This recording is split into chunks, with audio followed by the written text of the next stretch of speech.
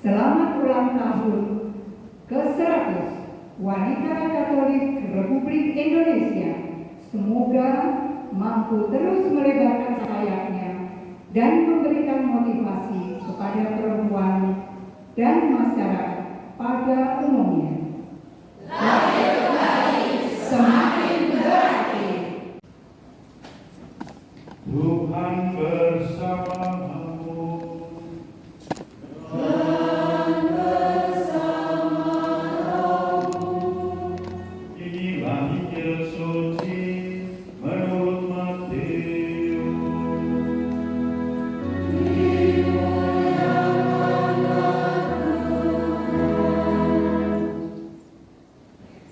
Setelah Yesus turun dari bukit, banyak orang berbondong-bondong mengikuti dia. Maka datanglah kepadanya seorang yang sakit. Saudara-saudari yang terkasih, ibu-ibu PKRI yang saya hormati, bapak-bapak dan juga suster bruder, selamat sore berkah dalam. Bapak Ibu, saudara-saudari yang terkasih, ulang tahun yang ke-100 itu bukan yang baru, sudah cukup umur. Jadi ibu-ibu ini sudah menggarami dunia. Jadi kalau usia 100 tentu organisasinya, bukan orangnya. Kalau orangnya usia 100 itu sudah tuyuk-tuyuknya, bahkan mungkin sadar pun tidak. Tetapi ibu-ibu ini sungguh-sungguh menjadi tulang punggung gereja di dalam kehidupan bermasyarakat. Gereja mempunyai dua wajah, wajah spiritual dan wajah sosial kemasyarakatan. Maka uskup kita sering mengatakan uskup pribumi yang pertama yang menjadi pahlawan nasional, 100% Katolik, 100% Indonesia. Itu semangat dari BKRI juga. Maka kalau kita semakin setiap lahir punya semangat baru, lahir punya semangat baru, saya membayangkan seperti pengalaman saya pagi tadi. Saya pagi tadi berenang. Nah, begitu ambil langsung asap kolam renangnya karena kebak semua. Dan kemudian setiap kali renang itu kan selalu ada tarikan napas. Kemudian muncul ke permukaan, kemudian menghirup udara, masuk lagi, kemudian berenang lagi, muncul ke permukaan lagi, masuk lagi. Nah, ketika muncul ke permukaan itu seperti lahir kembali, mendapat oksigen baru, mendapat kekuatan baru, mendapat terang baru, dan kemudian dipakai lagi sebagai kekuatan untuk menyelam lagi di tengah-tengah masyarakat, manjing acur-acir di tengah masyarakat. Maka kegiatan PKRI tidak hanya kegiatan yang ngumpet di gereja saja, itu nanti tidak ada bedanya dengan PPA, tetapi PKRI adalah keluar ke masyarakat, membawa wajah gereja di tengah-tengah masyarakat. Banyak sekali ladang di tengah masyarakat yang bisa dimasuki, yaitu ada kelompok-kelompok sekarang mungkin ibu-ibu WK, karya kesehatan, pendidikan, lingkungan hidup, semuanya itu perlu digarami. Dan ibu-ibu semakin setiap kali bertemu, itulah yang namanya mencoba menghirup udara, bersama-sama saling sharing seperti para murid yang kumpul itu. Guru, ternyata mereka setan-setan pun tunduk pada kami. Guru, kami gembira. Semuanya menunjukkan kegembiraan. Tapi Yesus mengingatkan, kamu jangan gembira karena setan-setan tunduk padamu, tetapi bergembiralah karena namamu sudah menjadi bagian dalam kerajaan Allah. Maka ibu-ibu terkasih, setiap kumpul menjadi suatu pembicaraan, refleksi, evaluasi atas karya-karya kita, dan kemudian kita masuk ke masyarakat lagi, kumpul lagi, itu seperti bernapas, lahir kembali, dan mencari spiritualitas yang baru, mencari kerohanian yang baru. Kalau tentu saja berbeda ketika WKN berdiri, pada waktu itu terjadi terjadi kesenjangan gaji antara perlakuan antara buruh dengan buruh wanita dengan laki-laki. Maka pada waktu itu saya ingat ada pabrik rokok yang mempekerjakan buruh wanita dan laki-laki. Maka ibu pendiri mendirikan WKR ini salah satunya melihat keprihatinan bagaimana situasi perburuan, padahal itu belum merdeka Indonesia, tetapi sungguh visioner pendiri dari Ibu WK ini, dan kemudian melihat bahwa kita perlu berkiprah dalam dunia di mana sedang dijajah. Kita perlu berkiprah juga. Maka itulah kiprah wanita Katolik yang pertama. Dalam zaman kemerdekaan sudah lain lagi, maka kita lahir kembali dengan spiritualitas yang baru. Kemudian ketika zaman mengisi kemerdekaan Orde Baru, sudah caranya lain lagi. Kita perlu memperbaharui terus-menerus. Maka dikatakan kita ongoing formation. Ongoing formation itu selalu memperbaharui diri, untuk memformasi diri, untuk membuat personil-personil WKR ini siap menghadapi tantangan zaman. Zaman COVID tentu juga lain kehadirannya. Zaman di mana sekarang kita menghadapi situasi yang sungguh-sungguh cair dalam perpolitikan atau di dalam bencana alam. Kadang-kadang bencana alam juga dipakai oleh orang-orang politik untuk berkampanye. Nah, kehadiran WKR ini untuk selalu menyegarkan kembali, hadir selalu dengan semakin bermakna. Maka kalau sering disebut, Anda Bapak Ibu melihat tulisan AMDG, Ad Maiorem Dei Gloria, itu kalau bahasa Jawa Amrih Mulya Dalem Gusti, asmane Gusti, Ad Maiorem Dei Gloria, lebih demi lebih besarnya nama Tuhan. Maka itu menjadi semangat gereja, semangat WKR juga, supaya tidak pernah puas. Maka tadi dikatakan lahir kembali itu semakin berarti, semakin itu artinya semakin memuliakan Tuhan. Di sini yang kita harapkan, bahwa wanita Katolik selalu tidak pernah berhenti untuk refleksi dan evaluasi, tidak pernah berhenti untuk selalu hadir dalam eksistensi di masyarakat yang aktual. Dan yang kedua, ini temanya kalau tadi lebih logonya atau lebih slogannya lahir kembali, semakin berarti itu slogannya.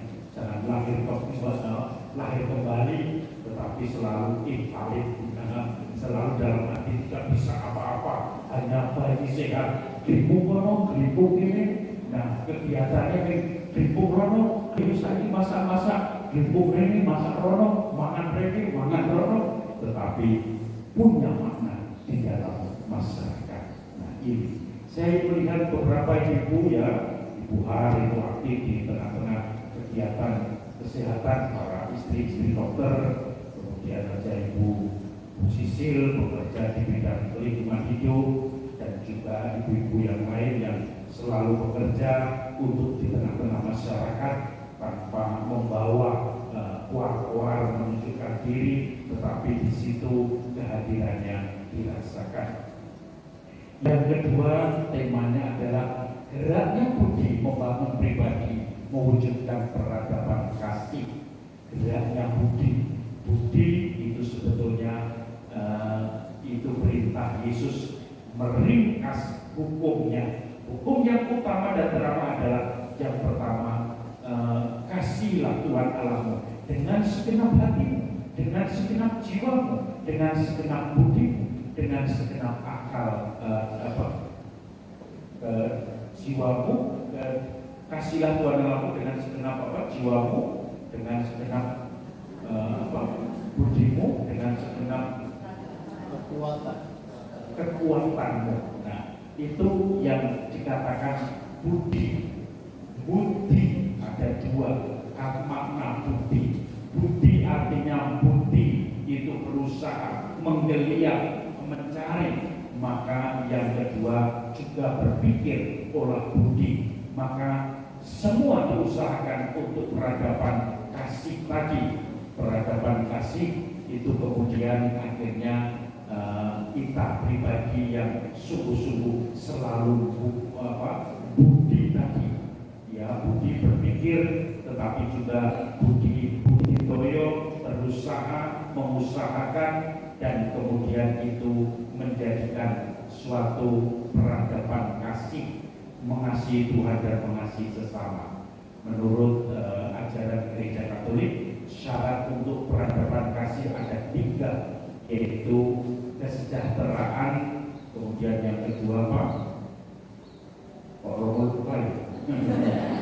Yang pertama adalah kesejahteraan. Bagaimana kita mengusahakan kesejahteraan di tengah-tengah masyarakat. Yang kedua, persaudaraan. Kemudian yang ketiga itu lebih ke kedalaman iman.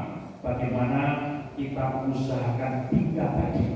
Yang pertama, mau nggak mau ada kesejahteraan. Maka Bapak Uskup kita pernah mengacu kepada Romo Carolus yang di Cilacap, bagaimana gereja harus hadir di tengah masyarakat untuk semakin menambah kesejahteraan. Karena Romo Carolus itu koneksinya banyak, orang Irlandia, maka dia bisa mencetak sawah itu sampai ratusan hektar. Tadinya itu lahan rawa-rawa, lahan di mana tanahnya pakai airnya payau, tiba-tiba kemudian dibentuk oleh beliau. Ketika dibentuk, kemudian pelan-pelan sedimen tanah yang semakin longsor karena hujan itu kemudian menutup rawa itu. Lama-lama tanahnya tidak ikut ke laut, tetapi semakin tinggi, hanya airnya yang keluar. Kemudian sekarang menjadi lahan persawahan, dibagi-bagi oleh kepada masyarakat, dan itu kemudian menjadi semacam mata pencaharian masyarakat. Tetapi karena saking suburnya, banyak sekali rumput-rumput ilalang, maka di situ banyak orang kemudian diberi modal untuk ternak bebek, karena pertama untuk kambing dulu, karena kambing itu kemudian makan rumput di situ, karena rumputnya itu menjadi aman, saking suburnya kemudian menjadi makanan kambing. Maka banyak sekali orang-orang yang diberi modal untuk ternak kambing. Tetapi nggak begitu lama ada keong itu muncul di mana-mana. Maka kemudian ternak bebek, dan kemudian setelah bebek banyak, telurnya teklek-teklek di mana-mana. Maka akhirnya dibuatlah telur asin, dan itu dikasih merek Utera. Bahkan Pak Romo Carolus mendirikan satu CU yang namanya Utera, dan kemudian juga mendirikan bank BBR seperti itu untuk simpan pinjam, dan di situ mulai banyak yang mulai berkembang. Kemudian membangun sekolah yang sekolah itu pelayaran, sehingga banyak orang yang tidak mampu akhirnya sekolah di situ dan kemudian bisa bekerja di pelayaran, dan kemudian akhirnya orang itu menjadi sukses. Saya rasa di sini ada yang lulusan sana ya, siapa Mas Biasno, Mas Sibri, kemudian ada yang di Bandar Bulang anaknya Bu Lastri, dan itu yang satu sekolah sampai di sana. Tentu saja itu untuk perjuangan di satu sisi.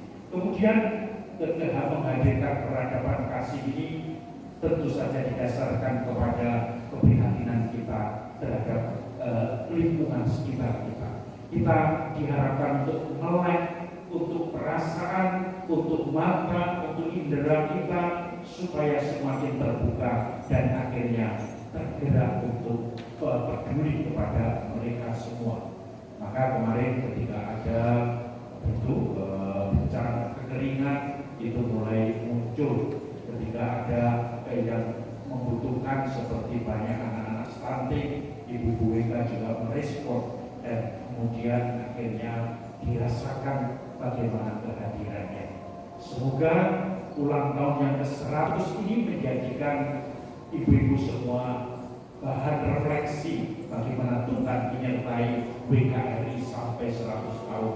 Bagaimana Tuhan menghendaki PKRI hadir, bermakna, dan setiap kali menghirup napas untuk rahmat Tuhan masuk lagi untuk berkecimpung di tengah masyarakat makin akhir.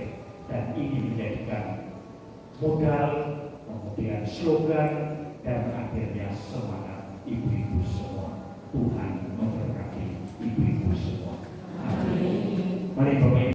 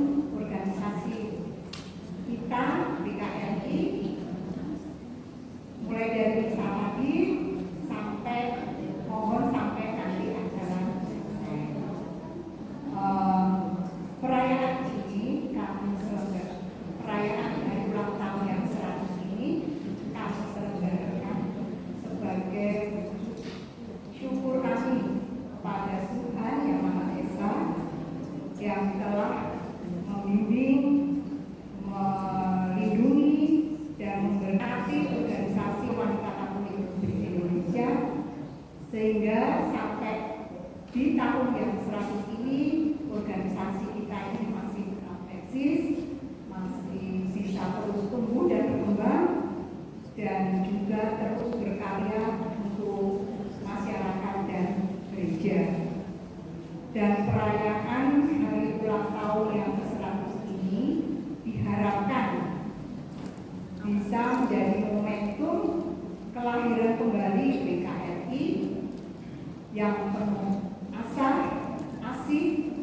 dan asuh serta mengandalkan solidaritas dan subsidiaritas dalam setiap kegiatan kesiapannya.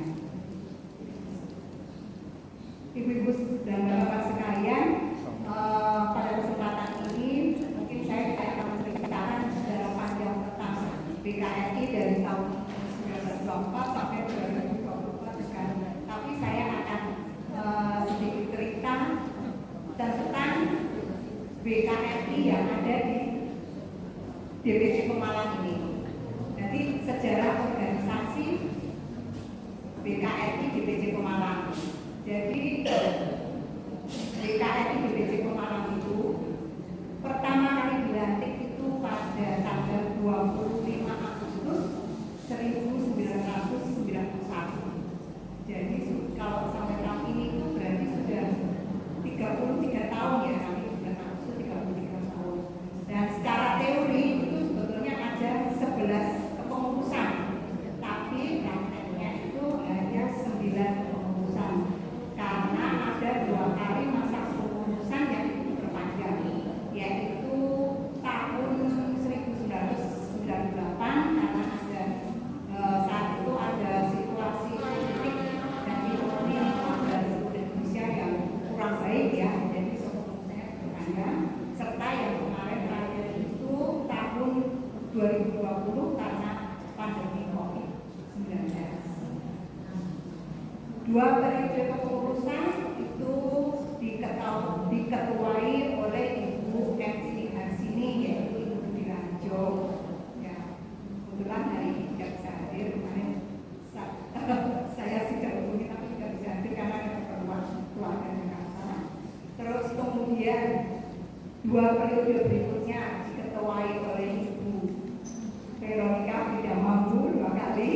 Kemudian kepengurusan yang kelima itu diketuai oleh Ibu Maria Sri Pujiani. Itu bahasanya tapi beliau sudah sedo. Kemudian periode ke-6 itu diketuai oleh Ibu Yulia Iwan yang beliau sekarang dari di Jakarta. Kebetulan juga kemarin saya hubungi karena banyak kegiatan tidak bisa ke sini. Terus kemudian 2 periode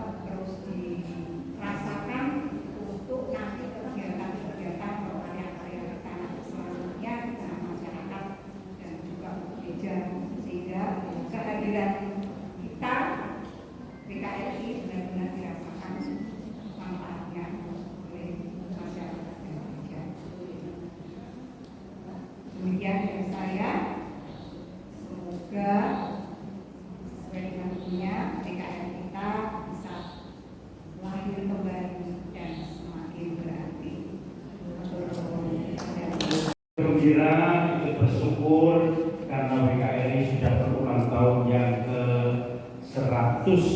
Saya teringat ketika saya bertugas di Jakarta, itu ketua WKRI nasionalnya itu di paroki saya sering ngobrol dengan Ibu Vin Suseno.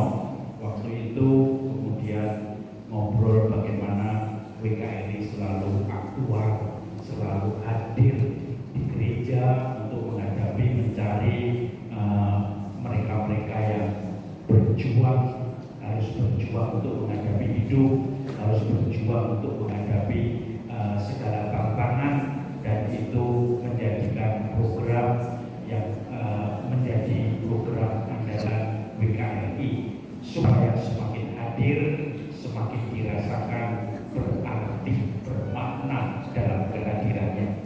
Maka sekali lagi saya hanya mengucap syukur, berdoa semoga WKRI semakin bersemangat, semakin tumbuh, menggali semangat pendiri lagi. Kenapa pendiri dulu mendirikan WKRI ini, keprihatinan apa, dan kita mencari keprihatinan yang ada sekarang yang harus kita tanggapi, kita hadapi. Itulah prinsip WKRI yang diformulasikan di dalam lagu-lagunya yang tadi dinyanyikan walaupun tidak hafal. Nah, kalau tidak hafal, maksudnya sudah lama toh?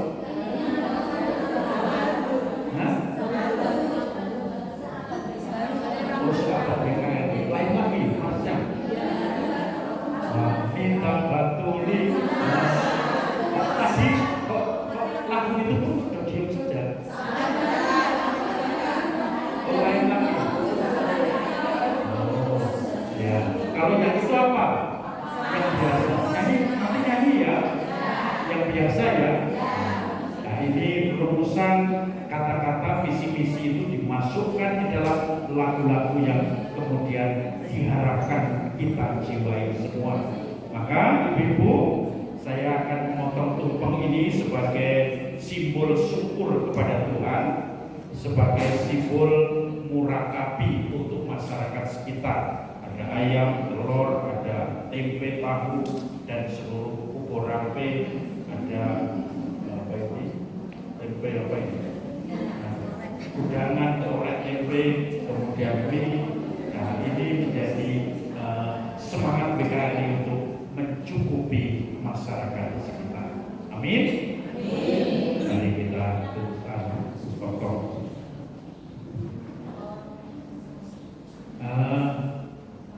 Nanti sebagai kita diberkati ya. Saya minta didampingi kan ya. Ketua DPP ya, Pak Mansuni, mari Mansuni. Ya. Atau nanti ada sambutan. Iya, Ketua WKRI, kemudian saya akan memberkati.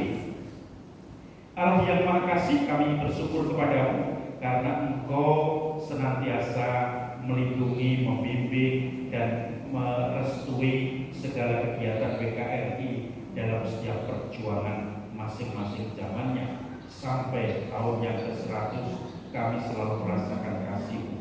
Sebagai ungkapan syukur karena Engkau telah memperhatikan kami, telah membimbing dan menguatkan kami, sehingga kami berani dan mampu menjadi perpanjangan tangan-Mu di tengah masyarakat dan gereja.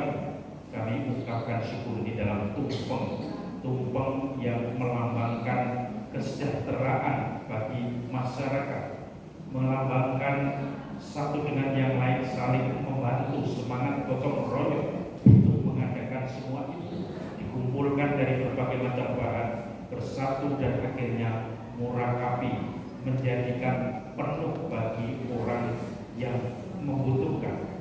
Maka berkatilah tumpeng ini, berkatilah syukur kami atas nama WKRI, berkatilah para ibu-ibu yang selalu berjuang di dalam mempertahankan visi-misi WKRI sehingga kerajaan semakin dimuliakan.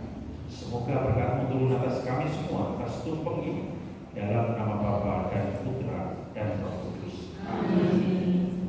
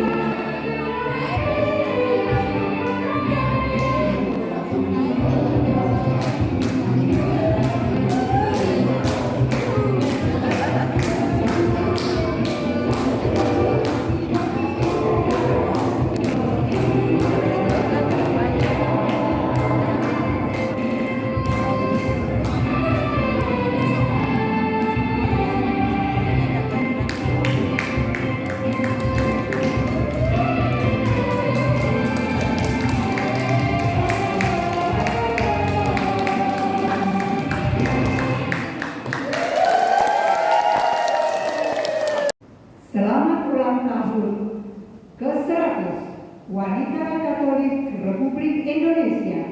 Semoga mampu terus melebarkan sayapnya dan memberikan motivasi kepada perempuan dan masyarakat pada